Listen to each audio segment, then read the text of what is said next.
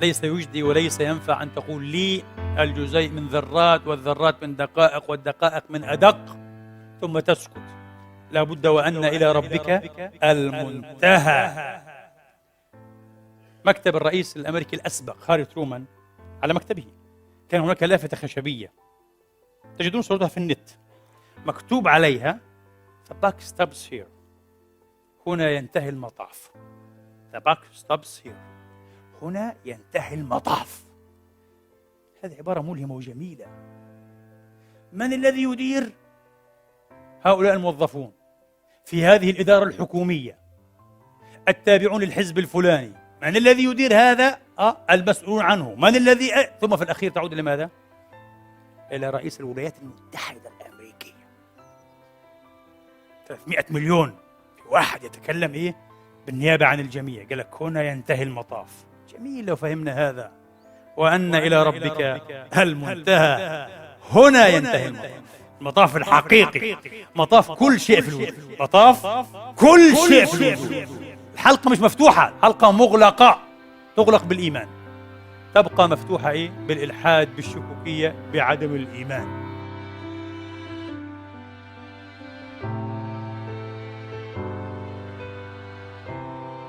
ومن هنا الضياع، من هنا ضياع الملاحد وضياع الذي لا يؤمن. لطالما شعرت، أنا أظن كل البشر لا يفلحون في الإفلات من هذا الشعور، قد يفلحون في تزييفه تعبيرا عنه، حين يعبر يزيفه. لكن لو كان صادقا مع نفسه، على فكرة نحن أحد أسباب أو أحد أكبر أسباب غباوتنا كبشر أننا نهرب من أنفسنا. قضية طويلة هذه فلسفة خاصة. يا ريت واحد وجود الآن فيلسوف وجودي يعمل فلسفة يسميها وجودية. طبعا هي فلسفة الهروب من النفس، الهروب الدائم من النفس، وهذا الذي يجعل الإنسان فاشلا على جميع المستويات وإن ظن أنه من الناجحين. وأعظم الهروب وأسوأه وأفشله أن تهرب من الله، لا إله إلا هو. في ناس يهرب من فطرته، صحيح؟ يعني الحيوان بما هو حيوان أيها الإخوة، في عنده نوع من الاهتمام والحدب والحنان على صغاره، حتى على بيوضه. أنت بتشوف بشر هنا في العالم هذا يضيعون أولادهم، يتركونهم في مهب الرياح، ويذهب يسكر ويحشش ويدخن، يفعل ما يريد ويعيش بالطول بالعرض، وترك أولاده في مهب الرياح بلا أي ضمان، في عالم قاس، في دنيا خشنة جافة خلو من الروح والرحمة. كيف يمكن للبشر أن يفعل هذا؟ فقط بالهروب من نفسه، فقط. لو التقى بنفسه، التقى بمشاعره، يمكن أن يفعل هذا. لو التقى بنفسه هو يضحي نفسه في سبيل أولاده، معروف، بسهولة يفعل هذا، كما يفعله الكثيرون. حين يهرب من نفسه، طبعا هو يهرب من الله، فيمكن جدا يهرب من مسؤوليته وعواطفه تجاه أفلاد أكباده. يفعلون، البشر موجود هذا. فعلينا ألا نهرب، علينا أن نكون واضحين.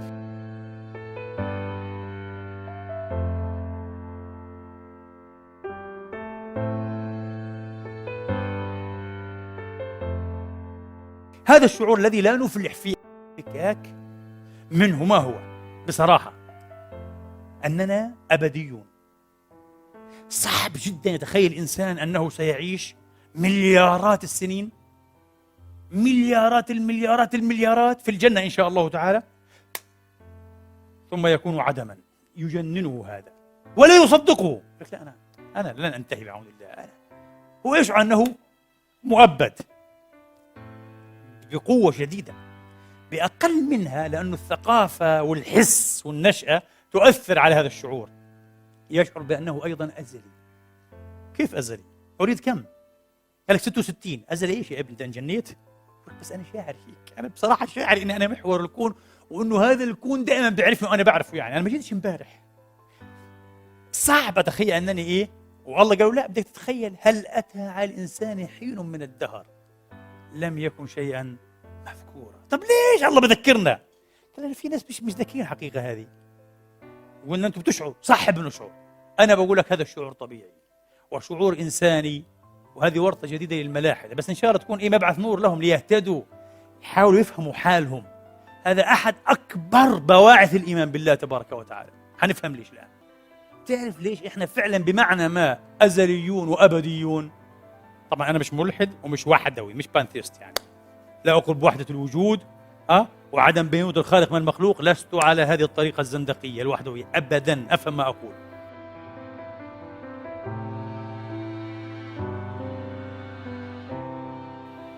فلاسفة العقيدة لدينا تحدثوا عن مقامين في هذا الباب: مقام الثبوت ومقام الوجود.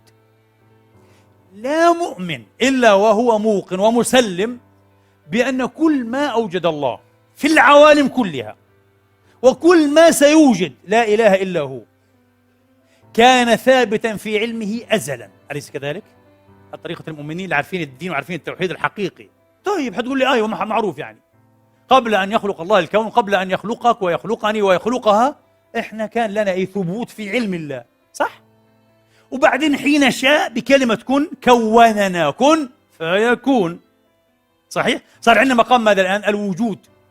هذا مقام الثبوت في العلم الإلهي، وهذا مقام الوجود في العالم المخلوق المبدع لله تبارك وتعالى. ما لم نفهمه جيدا ولم نفهمه جيدا، تعرف شو هو؟ حجم الفرق بين المقامين، بين الشيء في مقامين. قديش الفرق هذا؟ الذي سنح لي أنه جد ضئيل، ضئيل جدا جدا جدا، ولغز. هذا لغز، أكيد لغز لن يفهمه البشر إلى ما لا نهاية.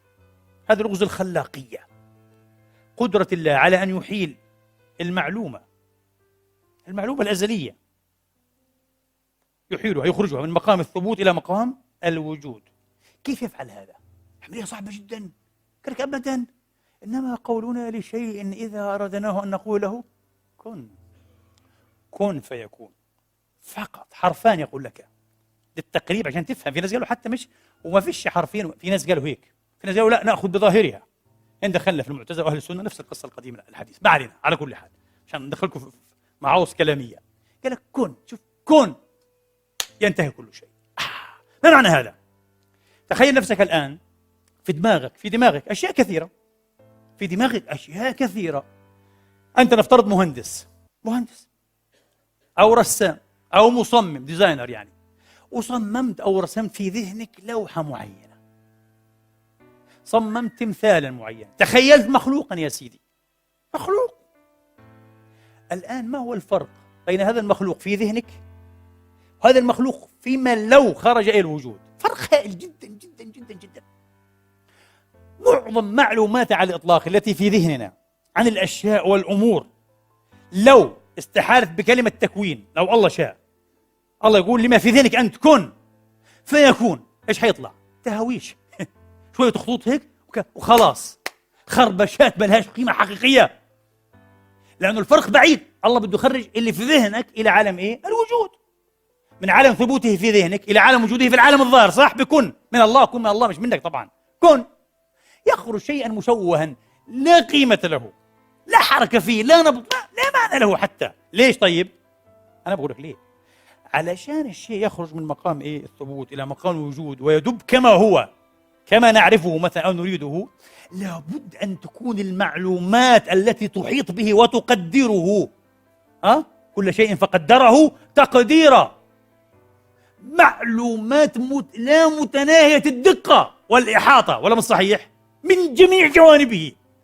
يعني إذا بدك تقول لي إنه في أي أدق دقيقة بتكون إيه المادة، مش الكوارك عاد، الله أعلم إيش اسمها، بده يكون المعلومات إيه تصل إلى ذاك المستوى وربما أدنى أيضا، غير المسألة التعالقية الاتصالية. أنا أقول لك الأشياء الثابتة في علم الله ثابتة على هذا النحو وعلى أكثر منه، صحيح؟ معناها مقام الثبوت في علم الله مش لعب، لكن برضو يبقى الفرق لا نهائيا بين وجود الله ذاته لا إله إلا هو وبين ثبوت الأشياء في علمه الأزلي. ضرورة لا نهائية الفرق بين الخالق والمخلوق، بين العليم الخبير ومعلوماته، بين القدير المهيمن القاهر ومقدوراته. ضرورة الفرق اللانهائي، ولا مش صحيح؟ أما الفرق بين المقدورات معلومة والمقدورات مكونة فقط حرفان، لا إله إلا الله، ولا يملك هذا الأمر إلا هو. كن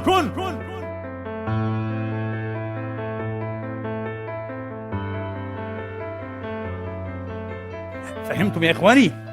لذلك نحن في مقام ثبوتنا في علم الله، في مقام ثبوتنا في علم الله.